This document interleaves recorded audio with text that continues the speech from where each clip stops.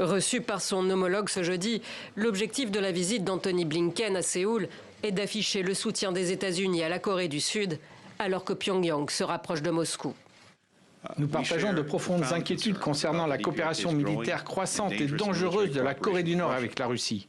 Aujourd'hui, M. Park et moi-même avons discuté des nouvelles mesures que nos pays peuvent prendre avec leurs partenaires pour intensifier la pression sur Moscou. Avec la guerre en Ukraine, la Russie compte ses alliés et regarde avec insistance vers la Corée du Nord. Après la participation fin juillet du ministre russe de la Défense aux très martiales célébrations du 70e anniversaire de la fin de la guerre de Corée, Kim Jong-un se rend en personne au mois de septembre dans l'extrême-orient russe.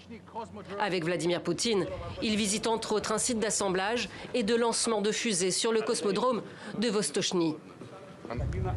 Interrogé, le président russe n'exclut alors pas une coopération militaire, malgré les sanctions contre son allié. Il existe certaines restrictions. La Russie respecte toutes ces restrictions, mais il y a des choses dont nous pouvons certainement parler. Nous en discutons, nous y réfléchissons, et il y a des perspectives. Le 20 octobre, c'est au tour du chef de la diplomatie russe de se rendre à Pyongyang pour renforcer encore un peu plus les liens. Aujourd'hui, après notre rencontre avec le président Poutine en Russie en septembre, une véritable amitié entre nos pays se développe.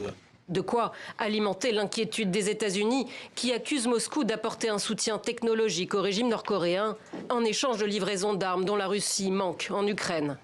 Pyongyang aurait fourni 1 million d'obus selon Séoul, des accusations niées par le Kremlin. Les plus hauts diplomates de Corée du Sud, des États-Unis et du Japon ont condamné le commerce d'armes entre la Russie et la Corée du Nord. La Corée du Nord est vivement invitée à cesser ses menaces et provocations nucléaires.